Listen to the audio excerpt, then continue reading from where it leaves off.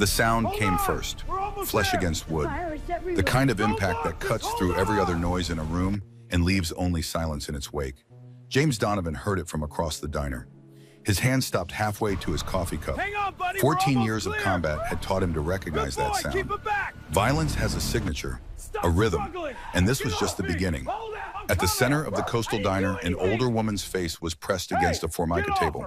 Blood began to pool around her cheek. A young man in expensive clothes held her by the hair, grinding her face into the surface while his friends laughed and filmed on their phones. "Say you're sorry," the young man demanded. His voice carried the slurred confidence of someone who'd never faced consequences. "Say it again." "I'm sorry." The woman's voice was barely a whisper. "Please, I'm so sorry." He yanked her head up and slammed it down again. The second impact was worse than the first. Under the table, Ghost went rigid. 70 pounds of German Shepherd tan and black coat rippling over coiled muscle. The dog's amber eyes locked onto the young man with predator focus. A growl built in his chest, low and dangerous. James didn't move yet. He was still assessing, calculating. 14 years as a Navy SEAL didn't leave you. It changed how you saw the world. Every room became a tactical situation. Every person became a potential threat or asset. 4 young people, early to mid-20s, designer clothes that cost more than his motorcycle. The kind of arrogance that came from never being told no. The woman on the floor wore a name tag that read Maggie. Late 50s, maybe 60. Dark hair streaked with gray pulled back in a practical ponytail. Her uniform was the pale blue of someone who'd worked the same job for decades. Blood trickled from a cut above her eyebrow. No one in the diner moved. A fisherman at the counter kept his eyes down. An elderly couple pretended to read their menus. A mother pulled her young daughter closer and whispered something about keeping quiet. James had seen this before. Fear, the paralyzing kind that made good people invisible. "Someone get me napkins," the young man snapped his fingers at Maggie. "And a manager, you're buying me a new shirt." "I can't afford," Maggie's voice broke. "Then maybe you should have thought about that before you spilled water on me." One of his friends, a broad-shouldered kid in a polo shirt, laughed. "Dude, just let it go. She's not worth it." "She's worth exactly what I say she's worth." The young man grabbed Maggie's arm and yanked her to her feet. "Now apologize to my girlfriend for making a scene." "I'm sorry," Maggie whispered to the young woman with the phone. "I'm so sorry." "Pathetic." The young man shoved her, hard.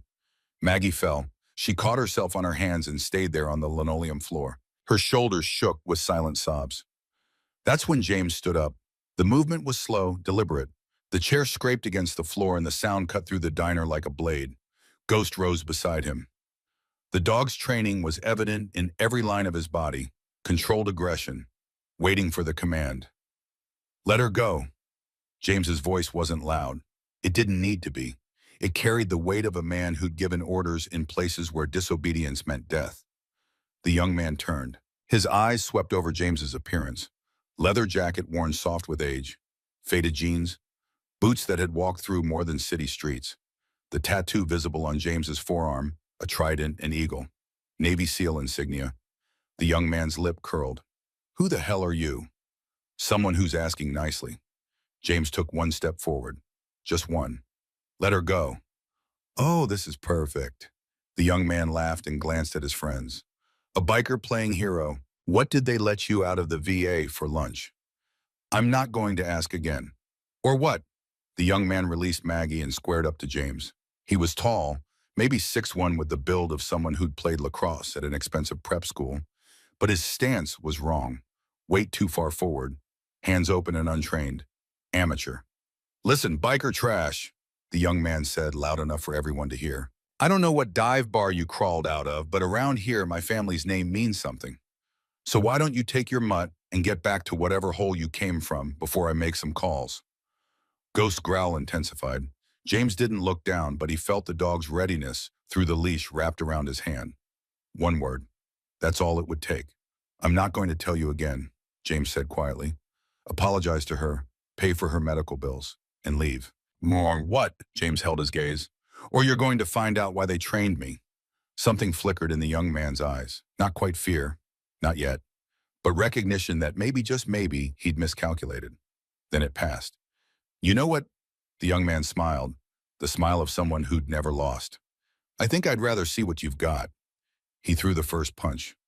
James had been waiting for it. He sidestepped, caught the young man's wrist, and twisted. The motion was fluid, almost gentle, but the result was immediate. The young man's arm locked behind his back at an angle that made him cry out, "Let go. Let go of me." "I asked nicely," James said, applying just enough pressure to make the point. Not enough to break anything, just enough to hurt. "You should have listened." The friend in the polo shirt rushed forward. Ghost intercepted him, teeth bared, forcing him back against a table. "Stay," James commanded without looking. The friend froze. The other two friends, another young man and the girlfriend with the phone, scrambled backward. Both had their phones out now, recording everything. "Do you have any idea what you're doing?" The young man's voice had gone shrill. "My father will destroy you. He owns the sheriff. He owns the judges. He owns this whole goddamn county." "I don't care who your father is." James increased the pressure slightly. The young man whimpered. "What I care about is that woman you just assaulted. So here's what's going to happen. You're going to apologize. You're going to give her $10,000 for medical expenses and emotional damages. And then you're going to leave this town and never come back." "You're insane." "Maybe." James's voice was calm, controlled. "But I'm also the guy holding your arm. So what's it going to be?" The diner door burst open. Red and blue lights flashed through the windows. Two deputies rushed in, hands on their holsters, followed by a man in a khaki uniform with a silver star on his chest. Sheriff Wade Holbrook was in his 50s, thick around the middle, with the weathered face of someone who'd spent too many years making bad deals. His eyes swept the scene and landed on the young man in James's grip. "Mr. Aldrich, are you all right?" James didn't release his hold. "Sheriff, this man assaulted that woman. I have 17 witnesses." Holbrook barely glanced at Maggie, still sitting on the floor with blood on her face. "Let him go. Now. He committed a crime. Arrest him." "I said let him go." Holbrook's hand dropped to his weapon. "Or I'll arrest you for assault." James measured the situation. Two deputies, both nervous, both with hands on their guns but not drawn. The sheriff was angry but controlled. And behind it all, the young man's smirk was returning. He knew how this would go. James released him anyway. "Smart move, soldier." Holbrook stepped between them while the young man, Mr. Aldrich, scrambled backward, rubbing his wrist. "Now, I don't know where you're from, but around here we have a way of handling things. And it doesn't involve strangers putting their hands on respected members of the community." "Respected?" James looked at Maggie, still on the floor, blood dripping from her eyebrow. He just slammed her face into a table. Multiple times. Everyone saw it. "I saw a clumsy waitress who tripped and fell." Holbrook turned to the diner. His voice carried threat. "Anyone here see different?" Silence. The fisherman kept his eyes down. The elderly couple studied their menus with sudden intensity. Even the mother with her daughter looked away. "That's what I thought." Holbrook smiled at James. It wasn't a friendly smile. "Now I'm going to give you one chance to collect your dog and leave. Otherwise, I'm taking you in for assault, disturbing the peace, and anything else I can think of on the way to the station." James felt Ghost press against his leg. The dog was still rigid, still watching, but waiting for the command that wouldn't come. "Not here. Not now." "Maggie," James spoke directly to the woman on the floor. "Are you okay?" She looked up at him with terrified eyes, her mouth open, closed. She wanted to speak. He could see it, but fear held her silent. "Don't talk to her." Holbrook stepped closer. "Don't talk to anyone. Just get out." James held Maggie's gaze for a moment longer, then he nodded slightly. A promise she probably didn't understand yet. "Come on, Ghost." He walked toward the door. Every step felt wrong. Everything in his training screamed to stay, to fight, to protect. But he knew something none of them did. This wasn't over. Not even close. As he passed Connor Aldrich, because that's who the young man was. Connor Aldrich, son of the most powerful family in Crescent Bay, the kid laughed. "That's right. Walk away. Go back to whatever veterans shelter you crawled out of and play with your service dog. Leave the real world to people who matter." James stopped. He turned his head just enough to meet Connor's eyes. "You assaulted that woman in front of 17 witnesses," James said softly. Every word landed like a hammer. "You did it while your friends filmed it. And you did it wearing clothes that cost more than most people make in a month." His voice was calm, controlled. But underneath it ran something that made Connor's smile falter. "Men like you think money makes you untouchable. But I've spent 14 years hunting men who thought they were untouchable." James smiled. It wasn't a pleasant smile. "I always found them." The confidence drained from Connor's face. James walked out. The Oregon coast hit him with wind and salt spray. Ghost stayed close, still alert, still ready. They crossed the parking lot to James's Harley-Davidson, a 1984 Softail he'd rebuilt himself over 6 months of grief and insomnia. The dog jumped into the custom sidecar, reinforced climate-controlled, everything Ghost needed for long rides. "Good boy," James murmured, scratching behind Ghost's ears. "Stand down." Ghost settled but didn't relax. His eyes stayed on the diner door. James climbed onto the bike and sat there for a moment. His hands rested on the handlebars. They weren't shaking. They never shook anymore. But inside, something had awakened. Something he'd thought he'd buried with Elena. 8 months dead now. Cancer had taken her body over 18 brutal months. But the stress had started long before that. The calls, the threats. The collection notices that came every day, sometimes twice a day, from a lending company that charged interest rates that should have been criminal. It had taken James 3 months after her death to trace those loans. 3 months of digging through shell companies and false names until he found the source. Aldrich Financial Group, owned by Victor Aldrich Sr., the same Victor Aldrich whose son had just beaten a woman in a diner. The same family that owned the sheriff, the judges, and half the county. James had come to this town for a reason. He'd been watching, gathering information, waiting for the right moment. He hadn't expected it to come like this. His phone buzzed, a text from an unknown number. "I know who you are. Old Lighthouse Keeper's Cottage. 10 p.m. tonight. Come alone. It's about Elena." James stared at the message. Ghost whined softly beside him. "I know, boy," James said. "I know." He started the Harley and pulled out of the parking lot. In the rearview mirror, he saw Holbrook and his deputies escorting Connor to a shiny black Range Rover. Saw Maggie standing in the diner doorway watching him leave.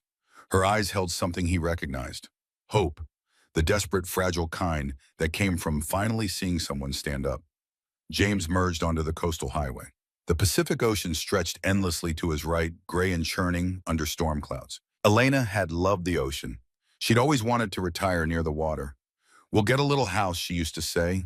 "Nothing fancy, just somewhere we can hear the waves at night." She never got that house. But James was going to make sure the men responsible paid for it. He reached into his jacket and pulled out a photograph. Elena on their wedding day. 22 years old, dark hair blowing in the wind, laughing at something he'd said. She'd been a combat medic, deployed twice to Afghanistan before they'd met at a veterans support group in San Diego. The toughest person he'd ever known. And Aldrich Financial had broken her. James tucked the photo back into his jacket and accelerated. The Harley's engine roared, carrying him north along the coast toward the Victorian house on the cliff, Elena's grandfather's place. The last piece of property her family owned, the place James had come to heal. But healing would have to wait. The text message burned in his mind. It's about Elena. Someone knew, someone had been watching, and tonight James would find out who. Ghost settled into the sidecar, trusting his handler to navigate whatever came next. The Pacific Coast Highway stretched ahead, winding through pine forests and along cliffsides where the ocean crashed against black rocks. This part of Oregon was beautiful in a harsh way, unforgiving, the kind of place that broke weak things and made strong things stronger. James had spent 8 months here in Elena's grandfather's house trying to become strong again. He'd failed, because strength, he'd learned, wasn't about forgetting the war. It was about remembering why you fought, and James had just remembered. The Victorian house sat on a promontory 3 miles north of Crescent Bay, built in 1912 by Elena's great-grandfather, a timber baron who'd made his fortune in the old-growth forest before conservation laws shut down the big operations. 3 stories of weathered gray shingles in white trim with a wraparound porch that overlooked the ocean. James had arrived 8 months ago with nothing but Ghost, a duffel bag of clothes, and a heart so broken he could barely breathe. The house had been abandoned for 20 years. Elena's family couldn't afford to maintain it, couldn't afford to sell it. Either the property was underwater on liens and back taxes. It had sat empty, slowly surrendering to the salt air and Pacific storms. James had spent the first month just making it livable. New roof, fixed the plumbing, repaired the ancient furnace. The work had been good for him, physical labor that let his mind go quiet for hours at a time. But the quiet never lasted. Now he pulled the Harley into the gravel driveway and killed the engine. Ghost jumped out of the sidecar and immediately began a perimeter check. Old habits from their deployments together. The Dome had been with SEAL Team 6 for 4 years before retiring. Multi-purpose canine, explosives detection, patrol, attack work. After Ghost's first handler was killed in Kandahar, the dog had been reassigned to James. That was 6 years ago. They'd been through things together that most people couldn't imagine. Ghost completed his sweep and returned to James's side. Nothing. The property was secure. Inside the house smelled like wood smoke and coffee. James had kept only 2 rooms furnished, the kitchen and 1 bedroom upstairs. Everything else remained empty, echoing. He went to the kitchen and spread out what he'd been gathering for the past 3 months. Files, documents, photographs, everything he could find on Aldrich Financial Group and the family that ran it. Victor Aldrich Sr., age 64, CEO and founder, built the company from nothing in 1989, just 3 years after his wife died. Started with payday loans and small cash advances. Grew into one of the largest private lending institutions on the West Coast. On paper, everything was legal. Predatory, but legal. But James had dug deeper. He'd found the victims, hundreds of them. Families who'd taken loans for medical emergencies, home repairs, education. Families who'd been charged interest rates that compounded so fast they could never catch up. Families who'd lost everything, including Elena. March 2024. Elena's oncologist had recommended an experimental treatment not covered by insurance. $52,000. No, they didn't have it. Their savings were already gone from the first round of chemotherapy. Someone at the hospital, James never found out who had given Elena a business card. Aldrich Financial. Fast approval. Flexible terms. We help families in crisis. Elena had called them without telling James. She'd been trying to protect him, trying to give herself a chance without destroying their finances. By the time James found out, she'd already signed the papers. $52,000 at 31.5% variable interest. Within 7 months, the debt had grown to $94,000. The calls started. The harassment, a collector showing up at their house.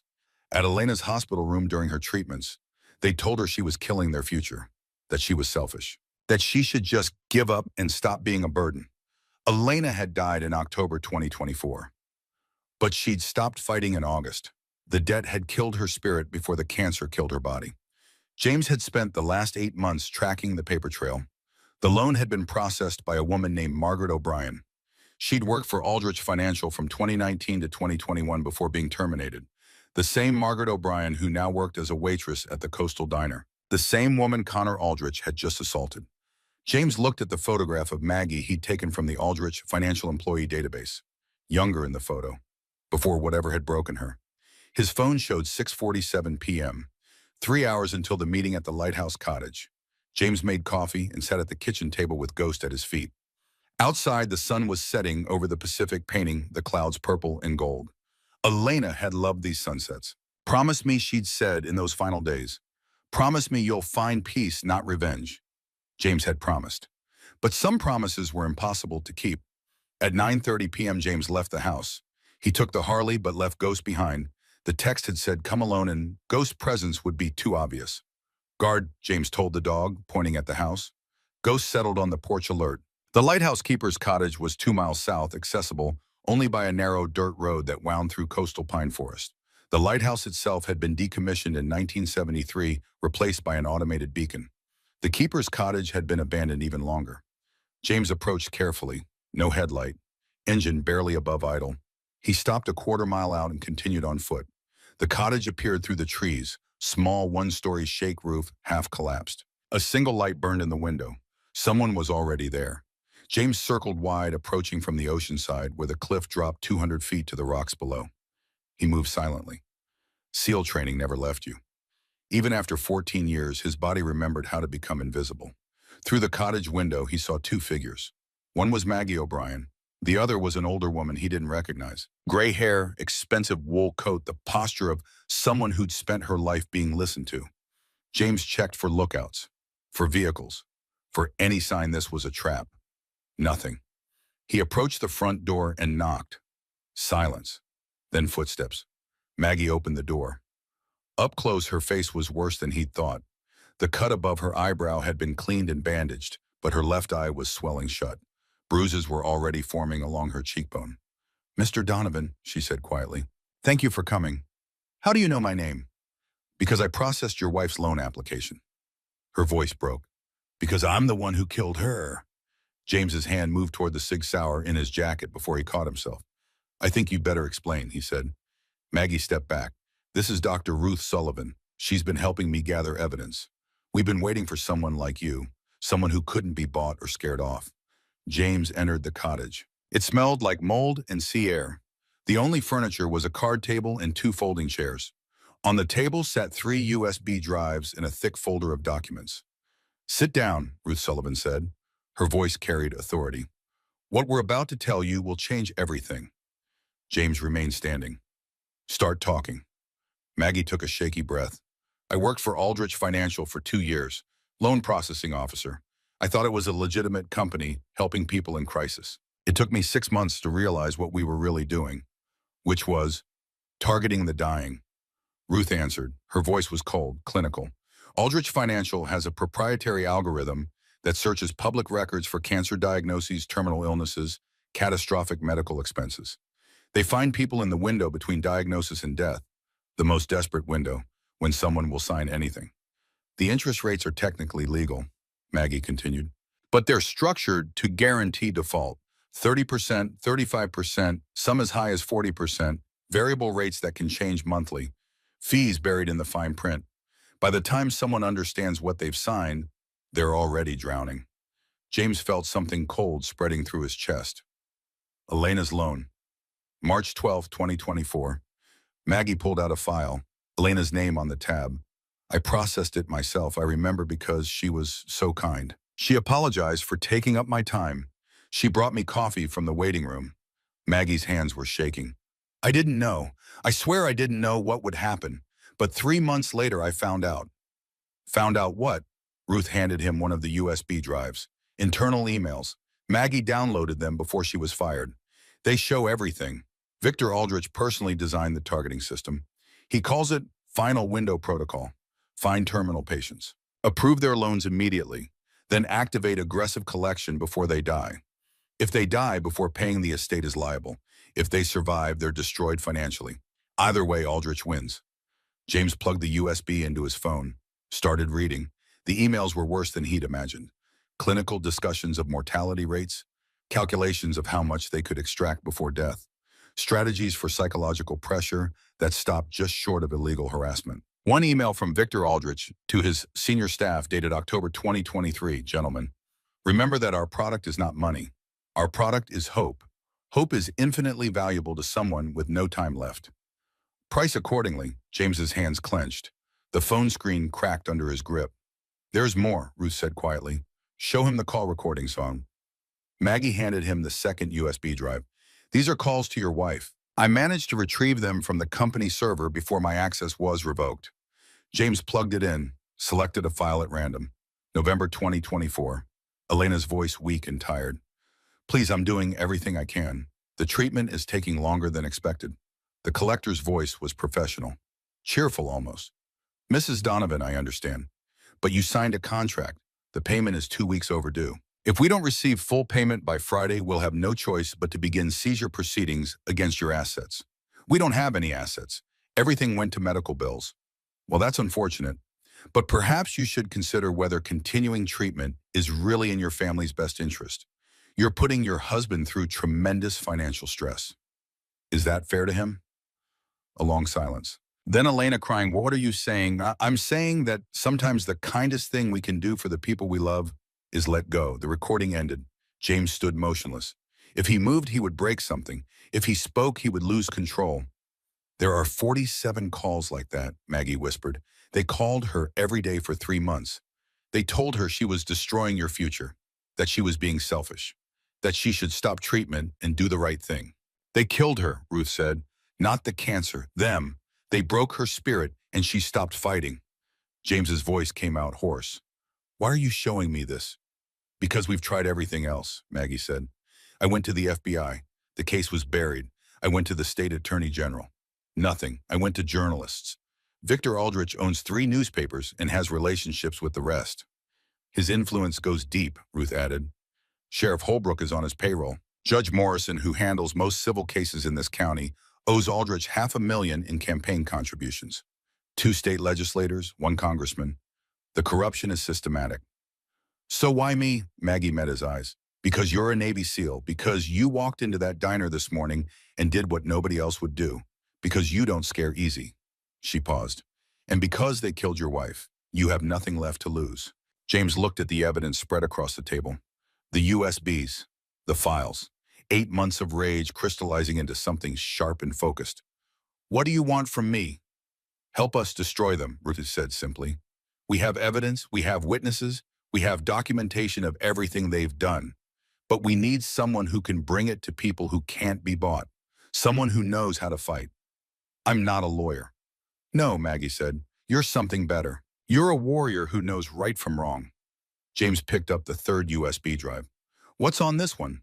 Names, Ruth answered. 347 families destroyed by Aldrich Financial in the last 5 years. Medical histories, loan documents, collection call recordings, death certificates. She paused. Your wife was number 212. James pocketed all 3 drives. I need to make a call. He stepped outside. The ocean roared below the cliff, invisible in the darkness. He dialed a number he hadn't called in 8 months. 3 rings. Then Reaper that you Commander Nolan Hayes, former SEAL Team 6, now with Naval Criminal Investigative Service. I need a favor, James said. Name it. I'm sending you encrypted files. Evidence of federal racketeering, systematic fraud, predatory lending targeting terminal patients. I need you to get it to someone at FBI who can't be bought. Silence on the line. Then, Jesus Reaper, what have you gotten into? Something that killed Elena. Another pause. Send me everything. I'll route it through proper channels. But James, you need to come in. If this is as big as you're saying, you need federal protection. Not yet. I need you to verify the evidence first. Make sure it's solid. And then what? Then I'm going to make sure everyone involved pays for what they did. Reaper, I'll call you in 72 hours. Yes, James hung up and went back inside. Maggie and Ruth were waiting. I have contacts at NCIS, James said. They'll verify your evidence and route it to the right people. But it's going to take time. Days, maybe weeks. We don't have weeks, Ruth said. Maggie's house is being foreclosed in 30 days. After what Connor did today, they're going to accelerate everything. Make an example of her. James looked at Maggie. You took a loan from them too. She nodded. 2022. My son, he's a disabled veteran. Construction accident left him unable to work. I took a bridge loan to cover his medical expenses. $73,000. I'm a waitress. I'll never pay it off. Your son, what's his name? Sean O'Brien, he's 32. James filed that away. How much time before they move on the house? 4 weeks, but after today, Maggie touched her bruised face. Connor won't let this go. He never does. What do you mean, Ruth answered. Connor Aldrich has assaulted 7 women in the last 4 years. We have documentation, medical records, police reports that mysteriously went nowhere, settlement agreements with massive non-disclosure clauses. He targets women who can't fight back, women with debt, women with something to lose. He's been harassing Maggie for 8 months, Ruth continued. Ever since she tried to file a complaint about workplace conditions at Aldrich Financial, shows up at the diner, follows her home, makes sure she knows she can't escape. James felt Ghost's absence. The dog would have sensed his rising anger, would have pressed against his leg to ground him. I need you to stay low, James said to both women. Don't go anywhere alone. Don't talk to anyone about this. I'll handle it from here. Handle it how? Maggie asked. I haven't decided yet. He gathered the USB drives and headed for the door. Mr. Donovan, Maggie called after him. Why are you doing this? You don't know us. James stopped, turned. Someone should have helped my wife, he said quietly. Someone should have stood up and said, no, this is wrong, this stops here. But nobody did. She died thinking she was a burden, thinking she'd failed me. His voice hardened. I'm not going to make that mistake again. He walked out into the night. Behind him through the cottage window, he could see Maggie crying, Ruth holding her.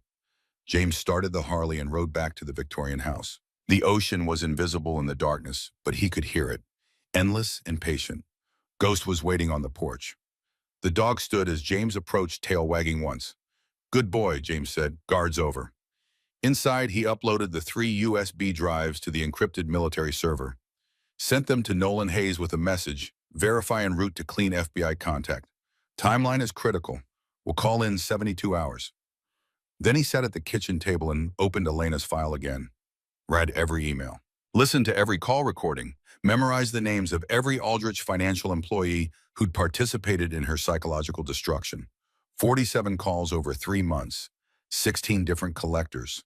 All supervised by Victor Aldrich personally. At 2:17 a.m., James finally closed the laptop. Ghost was asleep at his feet. The house was quiet except for the wind outside and the distant crash of waves. James pulled out the photograph of Elena, studied her face in the dim light. "Promise me you'll find peace, not revenge." "I'm sorry, love," he whispered. "I can't keep that promise." He put the photograph on the makeshift altar he'd created in the corner of the kitchen. Elena's picture, her Marine Corps combat medic badge, the folded American flag from her funeral. Added something new tonight, the flash drive containing evidence that would destroy Aldrich Financial. "I'm going to make them pay," James said to the photograph, to the memory, to the ghost of the woman he'd loved. "Every single one of them. I promise you that." Outside, storm clouds were moving in from the Pacific. By morning, the rain would come, and James Donovan would begin the war he'd been preparing for since the day Elena died. He just didn't know yet that in 72 hours he'd be the one running. Ghost stirred in his sleep, dreaming of things only dogs remember. The storm drew closer. And in Crescent Bay, in a mansion on the hill, Victor Aldrich was watching security footage of the lighthouse keeper's cottage. Watching James Donovan leave, knowing exactly what would come next. The war had already begun. James just didn't know it yet. The smell woke him. Gasoline, sharp and chemical, cutting through the salt air that usually filled the Victorian house. James's eyes opened. His hand moved to the Sig Sauer under his pillow before his brain fully engaged. 2:47 a.m. He'd been asleep less than 3 hours. Ghost was already at the bedroom door. Hackles raised a growl building low in his chest. James rolled out of bed silently, grabbed his jeans and boots, moved to the window and looked down at the yard. 4 figures, moving around the perimeter of the house, each carrying something. Even in the darkness, James recognized the shapes. Gas cans. His mind shifted into combat mode. Threat assessment, exit routes, tactical options, 4 hostiles, armed probably. Professional movement patterns. This wasn't amateur hour. The house had 3 exits. Front door, back door through the kitchen, cellar tunnel that opened onto the beach below the cliff. His grandfather-in-law had built it during Prohibition for running bootleg whiskey. That was the play. James grabbed his go bag, always packed, always ready. Habit from 14 years of deployments where you might have 60 seconds to move. He clipped Ghost's tactical vest on. The dog understood immediately. This was work. They moved down the stairs in darkness. James knew every creak, every loose board, avoided them all. Through the kitchen, down to the cellar. The tunnel entrance was hidden behind a false wall of wine racks. James pulled the lever and the wall swung open. Behind them, glass shattered. The sound of liquid splashing. They were inside the house. James and Ghost entered the tunnel, pulled the wine rack closed behind them. The tunnel was narrow, carved from bedrock, shored up with timber that had lasted nearly a century. It ran 300 feet at a downward angle, emerging in a sea cave at the base of the cliff. Halfway through, James heard the explosion. The Victorian house going up. Elena's grandfather's house. The last piece of her family's history. Gone. James kept moving. Emotion was a luxury he couldn't afford right now. They emerged from the sea cave onto a rocky beach. The Pacific crashed against the shore, white foam visible in the darkness. James pulled out his phone and activated the police scanner app. Voices crackled through Alpha, team primary target escaped. Confirm visual. Negative, building is fully involved. No movement. A different voice, calm and controlled. Bravo team, execute secondary target. James's blood went cold. Secondary target. Ruth Sullivan. He pulled up the address Maggie had given him. Ruth's house was 12 miles inland. James had the Harley hidden in a storage unit 2 miles south, but there was no time. He ran. Ghost kept pace easily. The dog was built for this. 4 years of combat deployments had conditioned him for sustained operations. James reached the storage unit in 11 minutes. Unlocked it, fired up the Harley. Ghost jumped into the sidecar without being told. They roared onto the coastal highway. James's phone showed 3:04 a.m. He didn't know when Bravo team had been activated. Didn't know if he was already too late. The Harley screamed through the darkness. James took the curves at speeds that would have killed most riders. But he'd been riding since he was 16. The bike was an extension of his body. 12 miles took 9 minutes. He saw the glow before he reached the street. Ruth Sullivan's house was a 2-story craftsman in a quiet residential neighborhood. Or it had been. Now it was an inferno. Flames shot through the roof. Black smoke billowed into the night sky. James could hear the fire from 2 blocks away, a hungry, consuming roar. No fire trucks yet. Response time in this neighborhood should have been 6 minutes. It had been at least 15 since the fire started. Someone had delayed the dispatch. James pulled up in front of the house, killed the engine, scanned for Bravo team. Nothing. They were already gone. A crowd was gathering, neighbors in bathrobes and pajamas. Someone screaming for someone to call 911. James looked at the house. Second floor left side. A window. Movement behind the smoke and flames. Ruth Sullivan. Trapped. Every rational part of his brain said the same thing: structural collapse imminent, no protective gear, suicide to enter. James ignored all of it. He grabbed a jacket from his saddlebag, soaked it in water from a neighbor's garden hose, wrapped it around his head and shoulders. Ghost, stay. The dog whined but obeyed. James went through the front door. The heat hit him like a physical force. The living room was fully involved, flames consuming furniture and walls. Black smoke reduced visibility to inches. James dropped low, stayed below the smoke layer, crawled toward the stairs. The stairs were compromised. He could feel them shifting under his weight, took them 3 at a time, distributing his weight to minimize stress on any single point. Second floor hallway. The smoke was worse here. James couldn't see anything, couldn't breathe. His lungs were screaming. He followed the wall, found a door, kicked it open. Ruth's bedroom. She was at the window trying to open it. The frame had swollen from the heat. She was coughing, barely conscious. Dr. Sullivan? She turned, saw him. Her eyes widened in disbelief. James crossed the room, grabbed a chair and smashed the window. Fresh air rushed in, feeding the fire behind them. The room temperature spiked instantly. We need to move, now. He could hear the house groaning, support beams failing. They had seconds. James picked Ruth up. She was heavier than she looked, but adrenaline made everything possible. He carried her to the hallway. The stairs were no longer an option. Flames had consumed the entire first floor. Only one way out. James kicked open the bathroom door. Second floor bathroom had a window overlooking the backyard. Lower drop, maybe 15 feet. He smashed the window with his elbow, climbed onto the sill with Ruth in his arms. Hold on to me. She wrapped her arms around his neck. James jumped. They hit the grass hard. James rolled, absorbing the impact, protecting Ruth with his body. Something in his left side screamed, probably cracked a rib. Didn't matter. He got to his feet, lifted Ruth again, carried her around the house to the front yard. Ghost was there immediately. The crowd had grown. Someone was shouting about an ambulance. James laid Ruth on the lawn. She was coughing, face covered in soot, but breathing. You're okay, he told her. Stay down. Breathe. That's when the sheriff's cars arrived.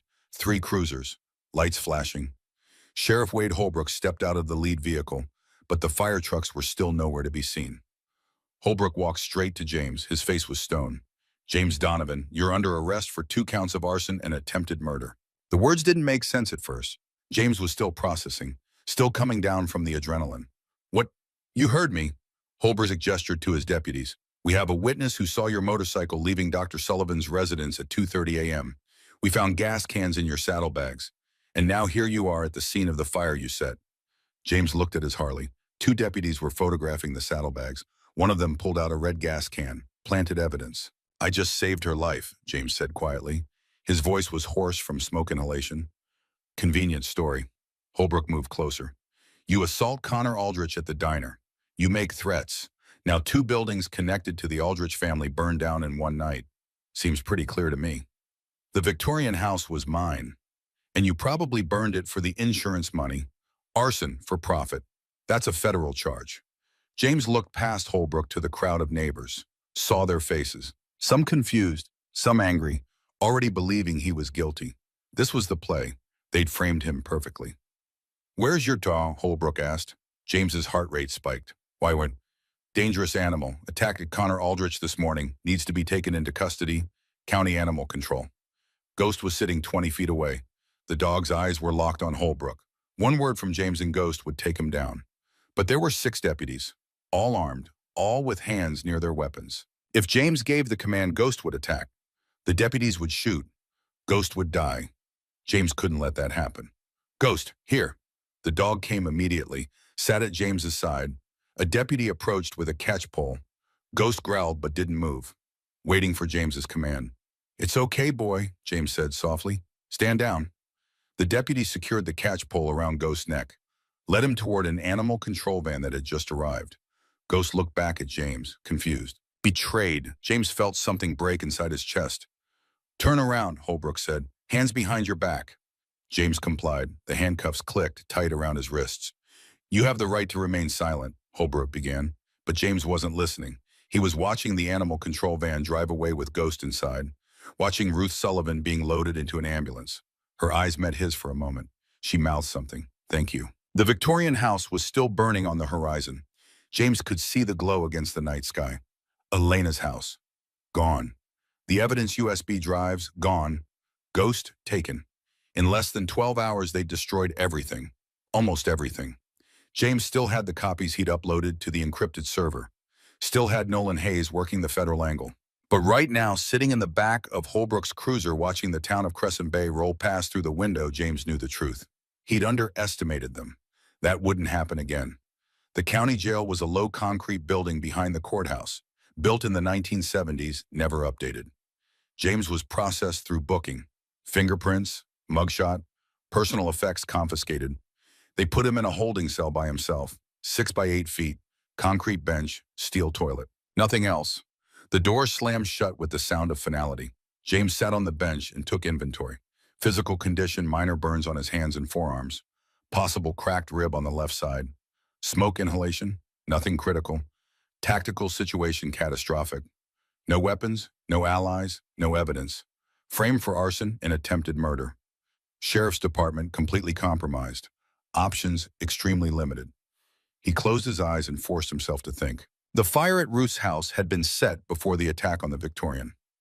That meant they'd planned both simultaneously. Coordinated operation. Professional execution. Someone with military or intelligence training. Raymond Keller.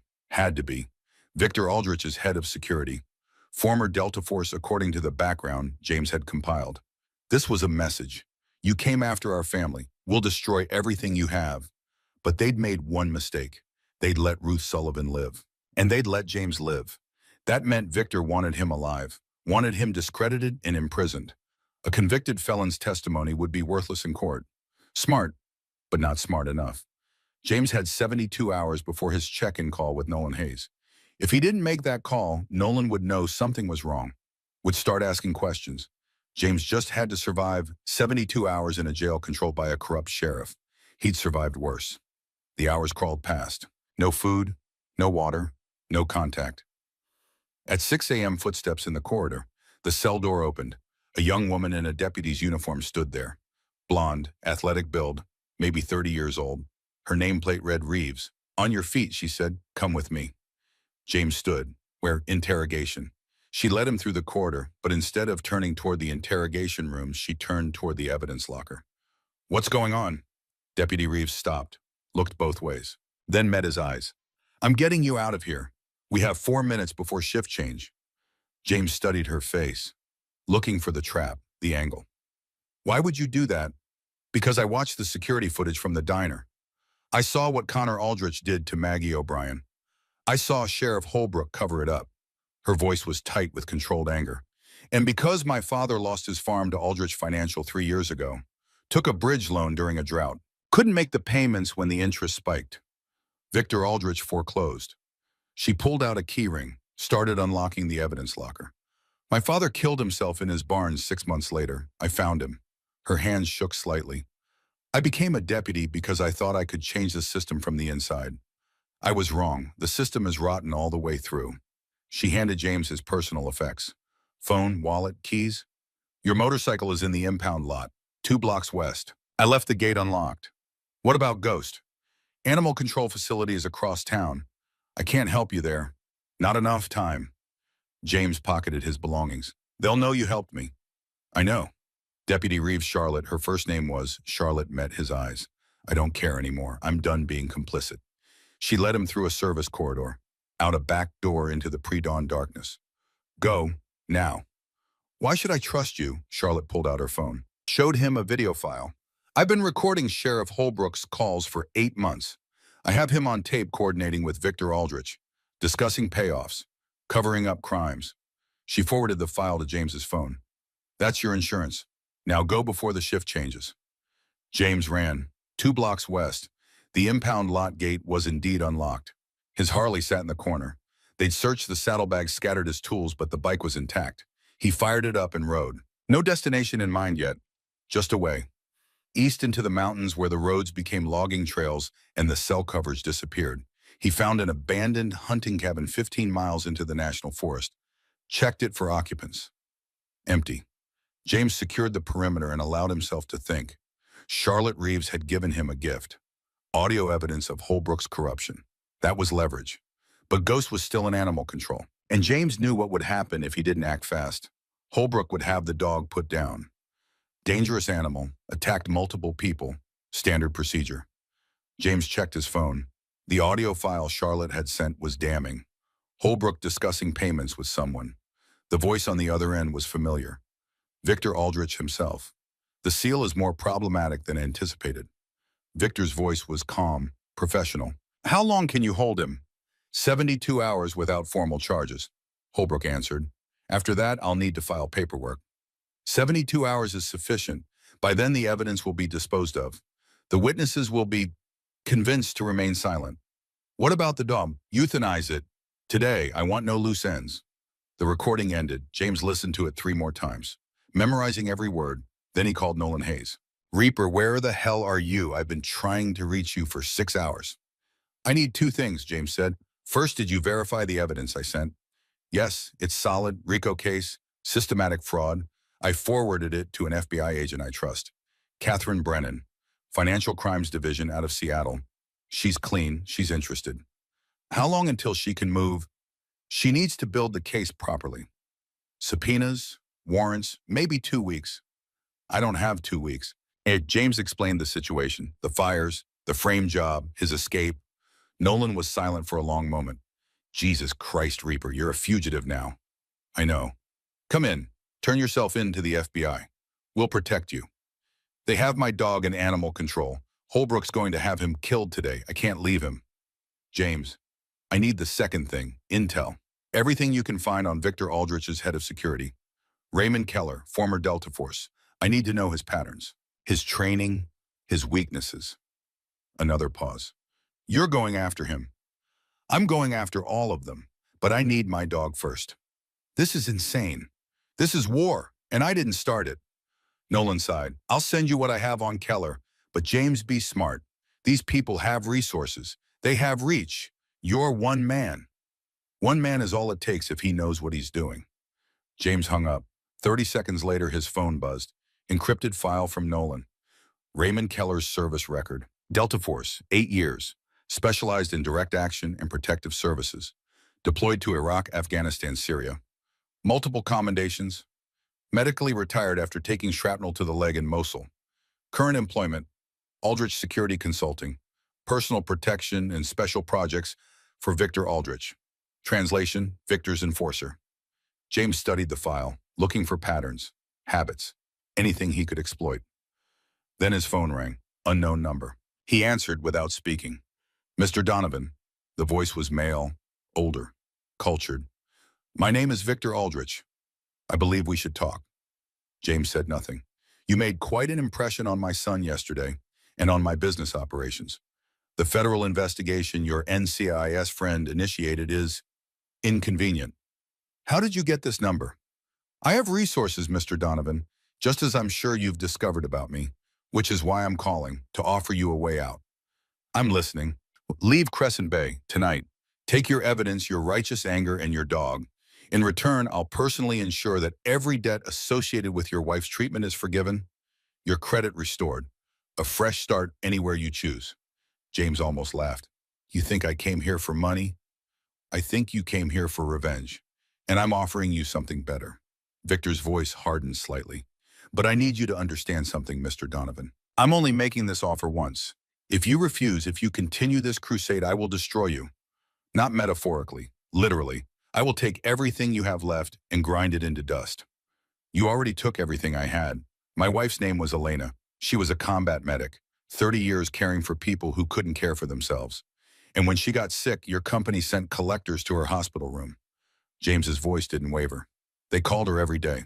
They told her she was worthless, that she'd ruined our lives, that she should give up. She died believing she was a burden. She died thinking she'd failed me. Silence on the line. And that's on you, Victor, not your employees. You.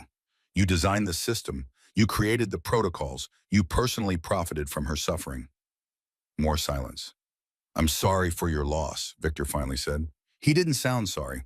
But business is business. If your wife couldn't handle the terms of her agreement, your son beat a woman today, James cut him off, slammed her face into a table in front of witnesses, and your sheriff covered it up. That's not business. That's a pattern. Connor is troubled. I'm addressing it. No, you're enabling it, just like you've enabled yourself for 30 years. James could hear Victor's breathing change, anger replacing the professional calm. You're making a mistake, Mr. Donovan. Maybe, but it's mine to make. Then we have nothing more to discuss. Goodbye, Mr. Donovan. I hope your principles keep you warm when you're sleeping in a cell. The line went dead. James sat in the silence of the hunting cabin. Victor had just confirmed everything. The corruption, the reach, the willingness to destroy anyone who threatened his empire. But he'd also revealed something else. He was scared. A man who wasn't scared didn't make phone calls offering deals. He just acted. Victor Aldrich was afraid of what James might do, afraid of the federal investigation, afraid that this time he might not be able to make it go away. Good. Fear was a weapon, and James knew how to use it. He spent the next hour planning. By noon, he had a strategy. Objective 1, rescue Ghost from animal control. Objective 2, find Maggie O'Brien. Make sure she was safe. Objective 3, gather more evidence. The USB drives were gone, but there had to be backups, paper trails, witnesses. Objective 4, survive long enough for FBI agent Brennan to build her case. Simple, not easy. James checked his weapons. The Sig Sauer was gone, confiscated during booking. But he had a backup Glock 19 hidden in a storage unit across town, and his SEAL training, and 14 years of experience staying alive when people were trying to kill him. It would have to be enough. At 2 p.m., James rode back toward Crescent Bay. He'd been running for 12 hours. Now it was time to start hunting. The animal control facility was a cinder block building on the edge of town. Chain link fence. Security cameras. One entrance. James parked the Harley 2 blocks away and approached on foot. Used his phone to hack the security camera system. 15 minutes of work. Not his specialty, but he'd cross-trained with the intelligence guys enough to manage basic penetration. The cameras looped old footage. To anyone watching the monitors, nothing was happening. James went over the fence in a blind spot, crossed the yard to the building. The back door had a simple lock. James had it open in 30 seconds. Inside, the smell hit him first. Animals, cleaning chemicals, fear. He moved through the corridor, checking cages, dogs barking, cats hissing, and then he found him. Ghost was in the last cage. The dog was on his feet the moment he saw James. No barking, just intense focus. "Hey boy," James whispered. "I've got you." He opened the cage. Ghost stepped out, pressed against James's leg. They'd been separated for less than 24 hours, but it felt like forever. James clipped on Ghost's tactical vest. The dog immediately shifted into work mode. "Let's go home." They made it to the back door before the alarm sounded. Someone had been watching after all. James ran, Ghost at his side, across the yard, over the fence. Behind them, voices shouting. A vehicle starting. James reached the Harley. Ghost jumped into the sidecar. They accelerated away just as the animal control truck pulled around the corner. But the truck wasn't alone. 2 sheriff's cruisers joined the pursuit, lights flashing, sirens wailing. James opened the throttle. The Harley surged forward, 80, 90, 100 miles per hour through residential streets. He took a hard left, cut through an alley, emerged on the highway heading north. The cruisers were fast, but the Harley was faster. And James knew these roads. He led them north for 5 miles, then cut east onto a logging road. The cruisers tried to follow, but their ground clearance wasn't designed for off-road. James and Ghost disappeared into the forest. They rode for another hour, deep into the mountains, to a place James had scouted weeks ago. A warehouse, abandoned, off the grid, safe, for now. Inside, James finally allowed himself to breathe. Ghost settled beside him. The dog's presence was grounding. Familiar. James's phone buzzed. Text message from Charlotte Reeves. "Holbrook knows I helped you. I'm burned, but I don't regret it. Be careful. They're hunting you." James texted back. "Thank you. Get somewhere safe." Her response came immediately. "I'm past safe. I'm all in. What do you need?" James thought about it. Charlotte had access to the sheriff's department. Information, resources, intel on Maggie O'Brien's location. They took her after the fire. I need to know where she is. 3 minutes passed, then no official record of her location. But I found something. Sheriff's log shows a protective custody transfer to private security. No address listed, but the authorization signature is Raymond Keller. James's jaw tightened. They had Maggie. This was bigger than he'd thought. Victor Aldrich wasn't just covering up crimes. He was actively hunting anyone who threatened him. James called Nolan Hayes again. Tell Agent Brennan she needs to move faster. They've kidnapped a witness, Maggie O'Brien, former Aldrich financial employee. She has evidence they can't afford to let surface. James' FBI can't just raid. Then tell them to prepare for a hostage rescue, because that's what this is becoming. James hung up and looked at Ghost. We've got work to do, boy. The dog's tail wagged once. Outside, the sun was setting. Storm clouds were gathering over the mountains. And in Crescent Bay, Victor Aldrich was about to learn something important. James Donovan wasn't running anymore. He was coming. The phone rang at exactly midnight. James had been expecting it. I have something you want. Victor Aldrich's voice was calm, almost pleasant. And you have something that concerns me. Where is she? Safe for now. Margaret O'Brien is a guest at one of my properties. Comfortable, well-fed, unharmed. A pause. That can change very quickly. James said nothing. Let the silence work. Here's what's going to happen, Mr. Donovan. You're going to turn yourself in to Sheriff Wayne Holbrook. You're going to confess to arson and attempted murder. You're going to sign a statement admitting you fabricated evidence against my company. And then you're going to disappear into the federal prison system for the next 20 years. And if I do all that, you'll let Maggie go. I'll let her live. There's a difference. James looked at Ghost sitting alert beside him in the abandoned warehouse. The dog's ears were forward tracking every word through the phone speaker. I need proof she's alive, James said. Of course. Rustling sounds. Then Maggie's voice, weak but unmistakable.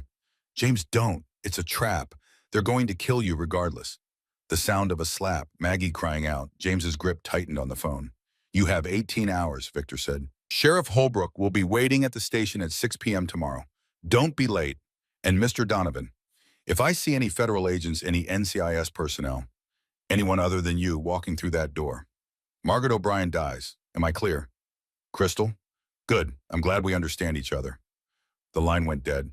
James sat motionless for a long moment. Then he made 3 phone calls. First call, Nolan Hayes. I need everything you have on Victor Aldrich's properties. Houses, warehouses, offices, anything in a 50-mile radius of Crescent Bay.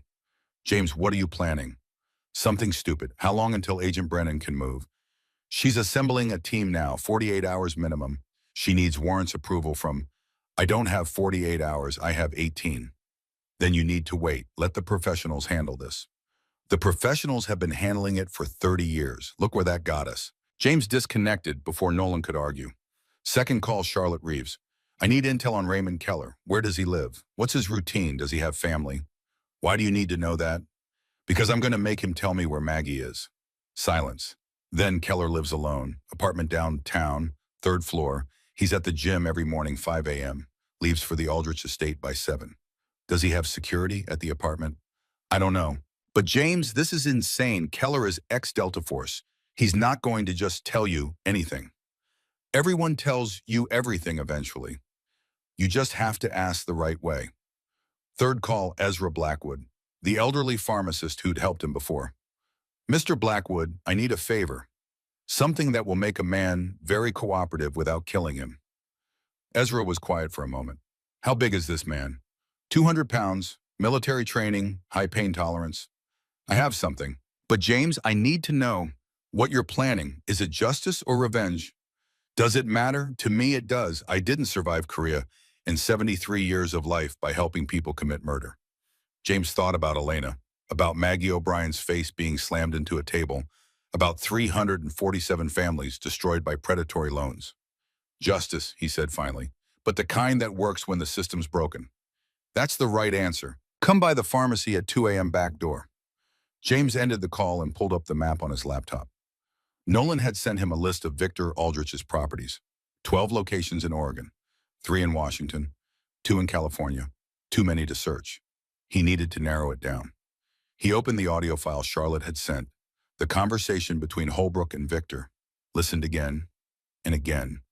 On the 4th listen, he heard it. Background noise on Victor's end, faint but distinctive. Ocean waves and something else.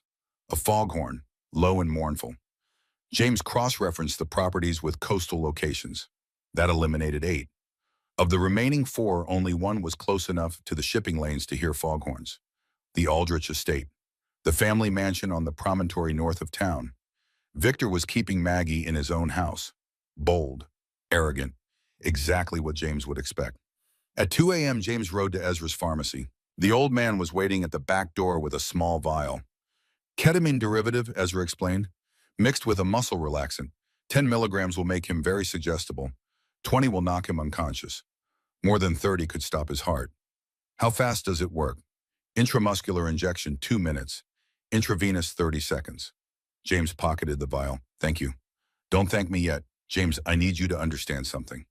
Ezra's weathered hand gripped his shoulder. What you're about to do is going to change you. Violence always does. Even righteous violence. I've already changed, the day Elena died. No, that was grief.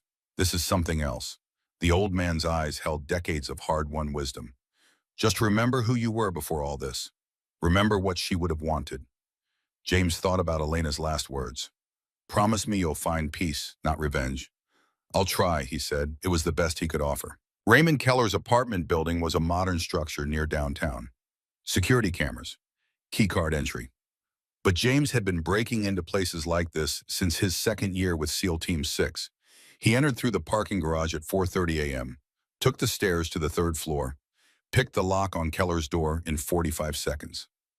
The apartment was exactly what James expected. Minimalist, clean, everything in its place. The home of a professional who lived alone and liked it that way. James moved through this space silently. 1 bedroom, 1 bathroom, a home office with a locked filing cabinet. He settled into position behind the kitchen counter with clear sight lines to the door. Ghost lay beside him, controlled and ready. They waited. At 6:47 a.m., James heard footsteps in the hallway, a key in the lock. Raymond Keller entered his apartment. He was exactly as his file photo showed.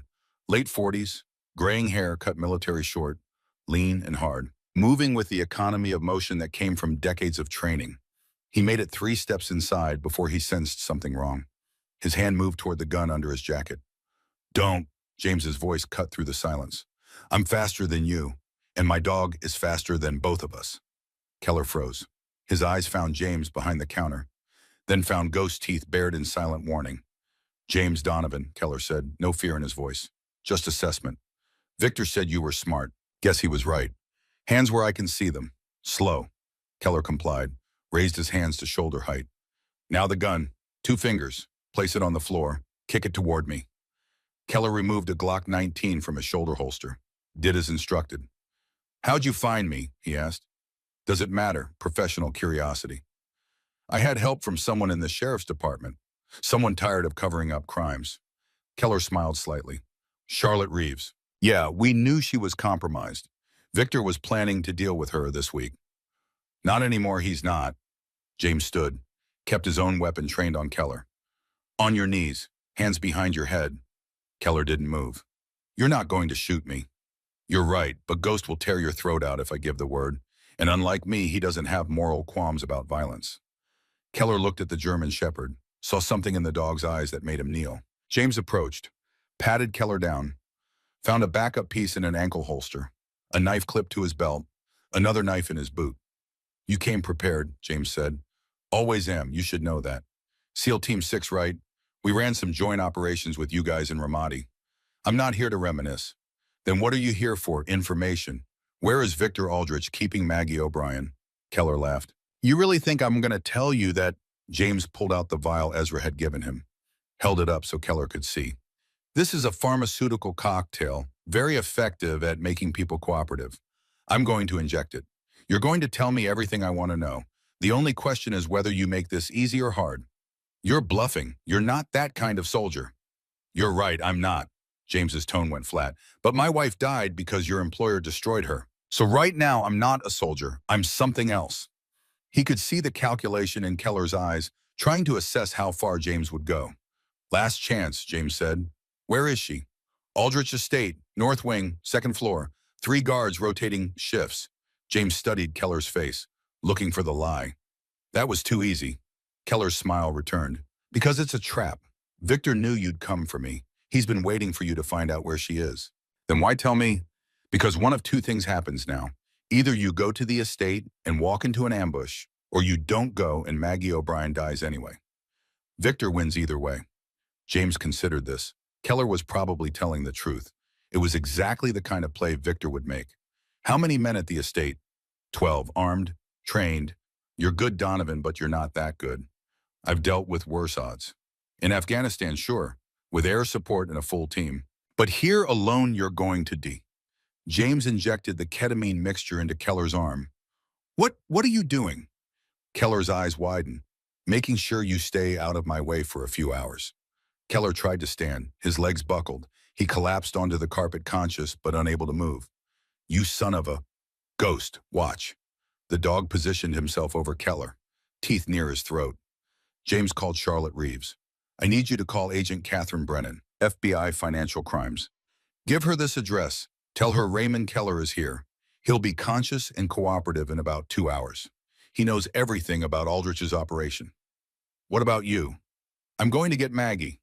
James, if Keller says it's a trap, it probably is, but I'm out of options. He disconnected before she could argue. James looked down at Keller, who was staring up at him with dilated pupils and slurred speech.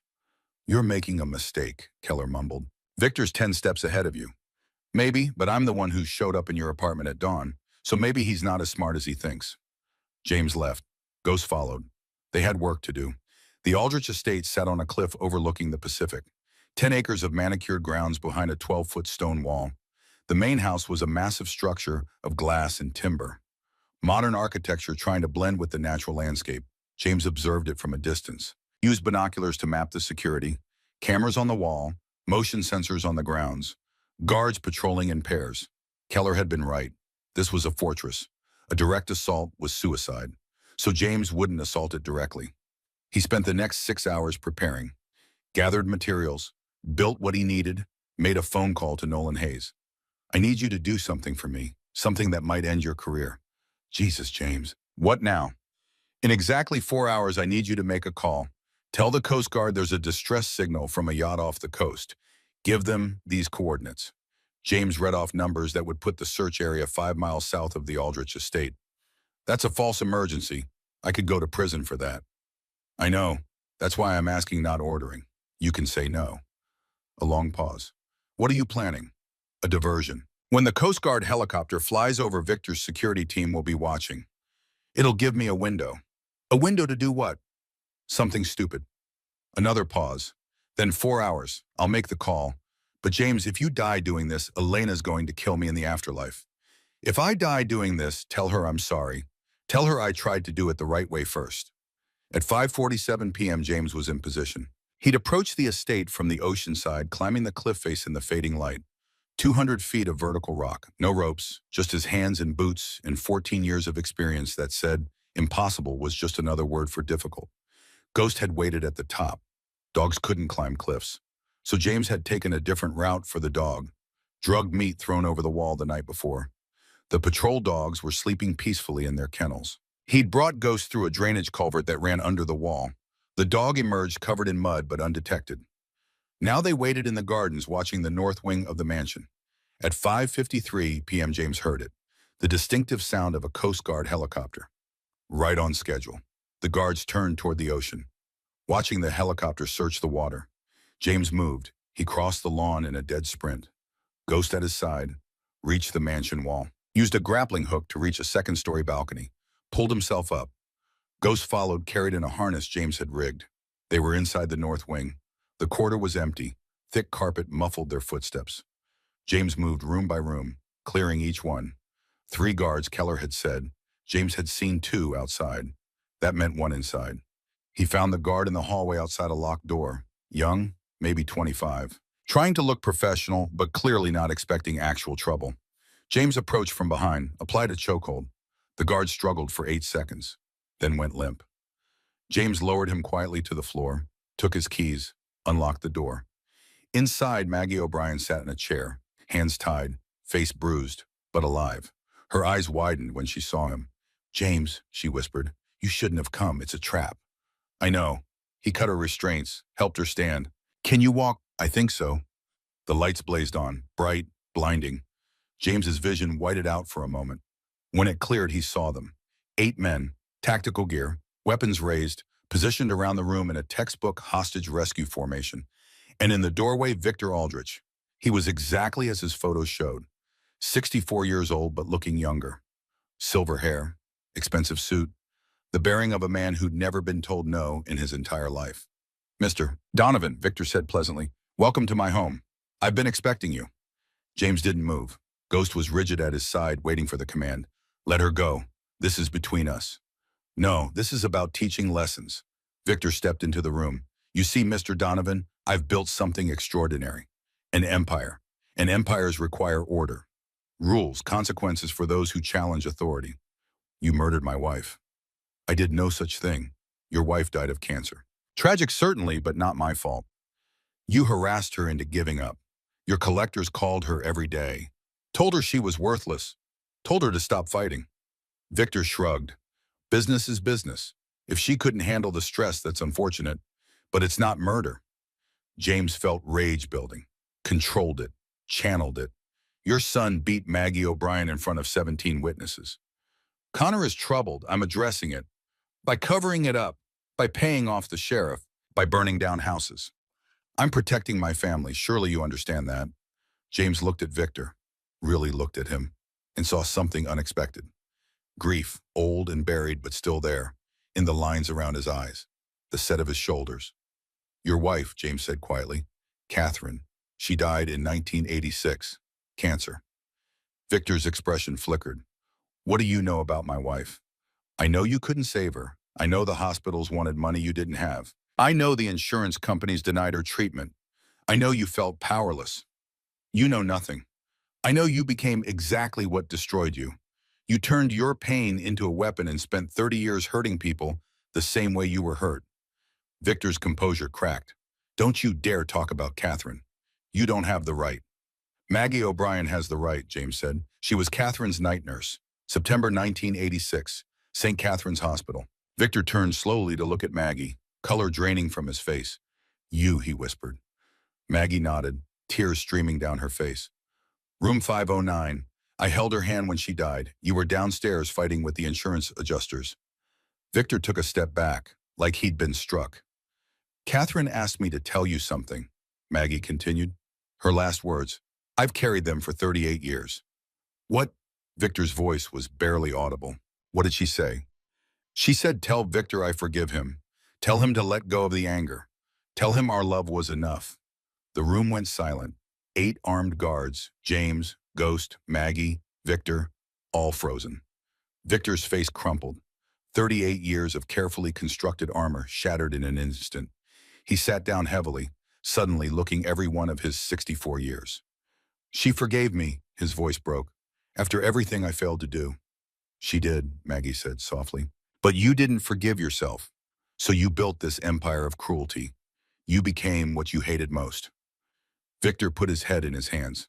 Connor Aldrich burst into the room. He was high. James could see it immediately. Dilated pupils, erratic movements, the gun in his hand shaking. "Dad," Connor shouted. "What are you doing? Shoot him. Shoot them both."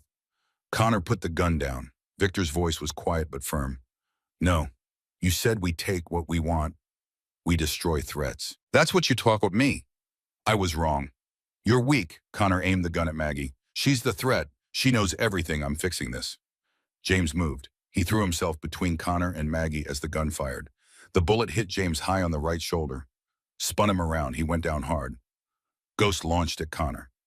Took him to the ground. The gun skittered away. The guards moved in, but Victor shouted, "Stop! Don't shoot the dog!" James was on the floor, blood spreading across his shirt, vision going gray at the edges. He heard sirens. Multiple vehicles, close. The door burst open.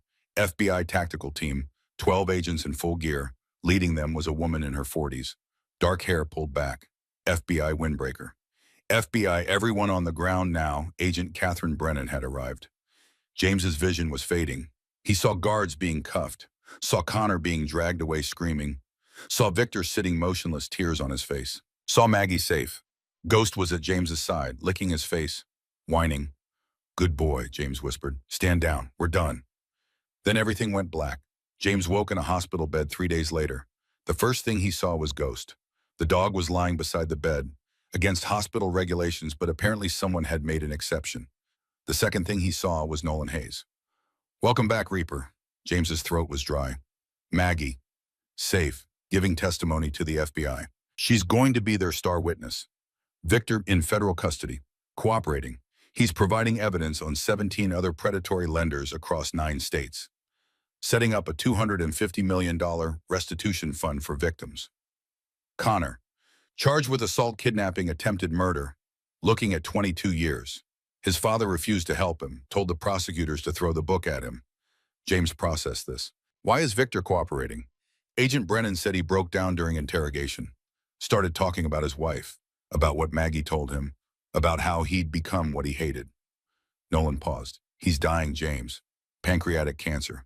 6 months, maybe less. I think he wants to fix what he can before it's over." James thought about that, about Victor Aldrich, about how pain could twist people into monsters, about redemption and whether it was ever too late.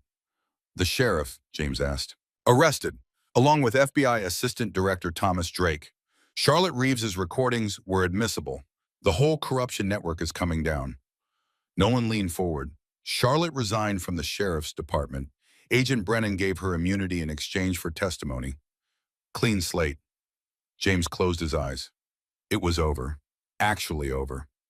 "Elena would be proud," Nolan said quietly. "You got justice for her. For all of them." "I got revenge." "No, you got justice. There's a difference. Revenge would have been putting a bullet in Victor's head. Justice is making sure he spends whatever time he has left trying to undo the damage." Ghost shifted, put his head on James's hand. "There's someone else here to see you," Nolan said. "Multiple someones, actually." The door opened. Maggie O'Brien entered. Behind her, Charlotte Reeves, Ezra Blackwood, Dr. Ruth Sullivan, walking with a cane, but walking. They gathered around the bed. "Thank you," Maggie said simply, "for saving my life, for believing me when no one else would." "Thank you for telling me about Elena," James replied, "for helping me understand." "What will you do now?" Ruth asked. "When you're healed?" James hadn't thought that far ahead. "I don't know." "We have an idea," Charlotte said. "If you're interested." She showed him paperwork. "Plans for a veteran support organization. Matching service dogs with combat veterans who had PTSD. The Donovan Center," Charlotte explained, "named after your wife. We have seed funding from the restitution fund. Maggie's managing operations. Ruth is medical director. Ezra is consulting. We just need someone to run the training program." The first veteran enrolled. Maggie's eyes brightened. "My son, Sean, he completed his intake yesterday, lost his way after the construction accident, left him disabled. But now," her voice caught, "now he has purpose again." James looked at Ghost, at the people gathered around his bed, at the possibility of building something instead of destroying. "Yes," he said, "I'm interested." 6 months later, James stood on the cliffside property where the Victorian house had once stood. The house had been rebuilt, larger, designed specifically for the program. Kennels, training facilities, living quarters for veterans going through rehabilitation. The Donovan Center.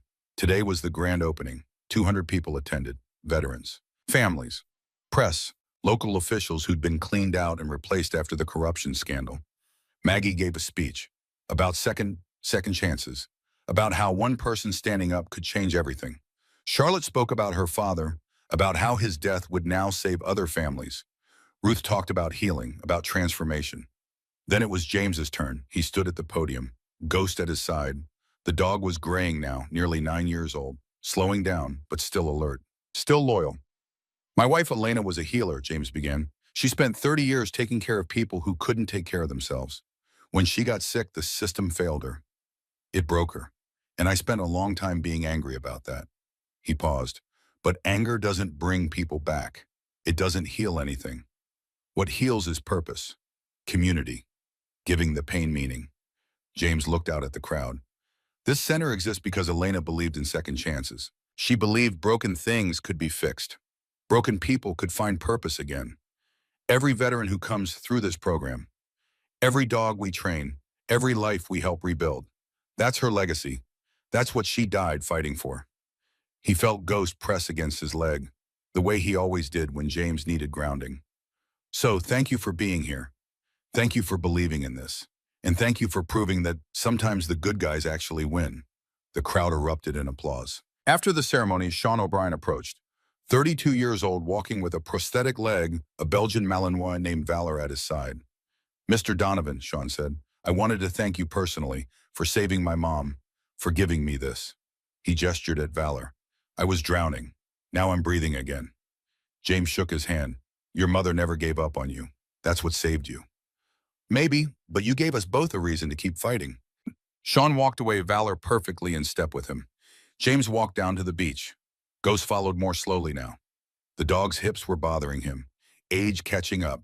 The Pacific stretched endlessly before them, gray and churning. Elena had loved this view. James pulled out the photograph he always carried. Elena on their wedding day, laughing. "We did it, love," he whispered. "Not the way you asked, but the best way I knew how." He felt Ghost's head against his hand. In the distance, he could see the center. Lights on, activity visible through the windows.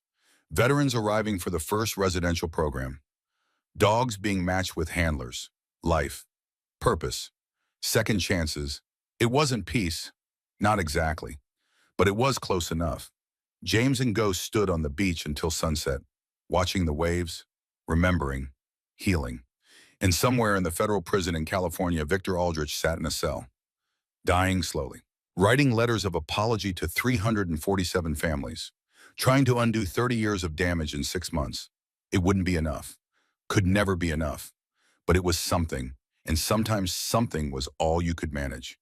James turned from the ocean and walked back to the center, to his new life, to his purpose.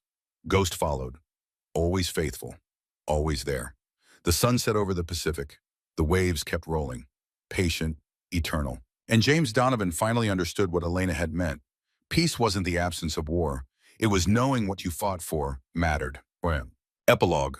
1 year later, the letter arrived on a Tuesday morning. James was in the training yard with 3 veterans and their matched dogs when Charlotte brought it to him. "It's from Victor Aldrich," she said quietly. James looked at the envelope. Federal prison stamp, postmarked 2 weeks ago. He opened it. "Mr. Donovan, by the time you read this, I will be dead. The doctors gave me 6 months. I lasted 7. Small victories. I wanted you to know that the restitution fund has distributed $247 million to 319 families. It's not enough. It will never be enough. But it's what I could do. I've spent the last months writing to every family I destroyed. Most don't respond. Some send back letters telling me to rot in hell. I don't blame them, but a few have written back. They've told me their stories, how they've rebuilt, how they've survived, how they've found ways to forgive. I don't expect forgiveness. I don't deserve it. But I wanted you to know that Maggie O'Brien gave me something I didn't think was possible. She gave me Catherine's last words. After 38 years, our love was enough. I've spent my entire adult life believing it wasn't. Believing that if I'd been stronger, richer, more powerful, I could have saved her. So I built an empire to prove I'd never be powerless again. All I proved was that power without love is just another kind of death. Tell Maggie thank you. Tell her that Catherine's forgiveness gave me the strength to face what I'd become. And tell your wife Elena, wherever she is, that I'm sorry. I'm so deeply sorry." Victor Aldrich. James folded the letter, looked out at the training yard. Sean O'Brien was working with Valor, teaching a new veteran how to read their dog's signals. Ghost was lying in the shade, watching everything with patient eyes. "He died 3 days ago," Charlotte said. "Agent Brennan called this morning. Pancreatic cancer. He lasted longer than anyone expected." James pocketed the letter. "Good. Good that he died. Good that he tried." Charlotte nodded, understood. They stood in silence for a moment. "James," Charlotte said, "do you think people can really change after everything they've done?" James thought about Victor Aldrich, about Connor, who'd refused every offer of redemption and would spend the next 20 years in prison. About himself and how Elena's death had nearly turned him into the very thing he was fighting. "Some can," he said, "if they're willing to face what they've become, if they're willing to spend whatever time they have left trying to fix it." He paused. Victor Aldrich destroyed hundreds of lives. Nothing he did in his last months changes that, but it matters that he tried. And Connor? Connor chose hate. His father offered him a different path. He refused it. Charlotte was quiet for a moment. "My father chose hate too. After he lost the farm, after Aldrich foreclosed, he couldn't see past his anger." Her voice dropped. "I found him in the barn. Rope, chair, note that said he was sorry he couldn't be stronger. James put a hand on her shoulder. Your father's death wasn't weakness. It was pain. And you've honored him by making sure other families don't suffer the same way. Charlotte wiped her eyes. Thank you. She walked back toward the main building. James looked at Ghost. Come on, boy. Let's go check on the new arrivals. They walked toward the kennel. 5 new rescue dogs had arrived this morning. German Shepherds, Belgian Malinois, 1 Labrador with a calm, patient temperament perfect for PTSD support. Each one would be matched with a veteran who needed them. Each one would save a life, just like Ghost had saved James's. The dog looked up at him, graying muzzle, cloudy eyes, hips that ached in the cold, but still working, still serving, still faithful. Not much longer, boy, James said softly. You've earned your rest. Ghost's tail wagged once. They entered the kennel together, and somewhere over the Pacific, the sun set on another day at the Donovan Center, where broken things were being healed, where broken people were finding purpose, where Elena's dream lived on.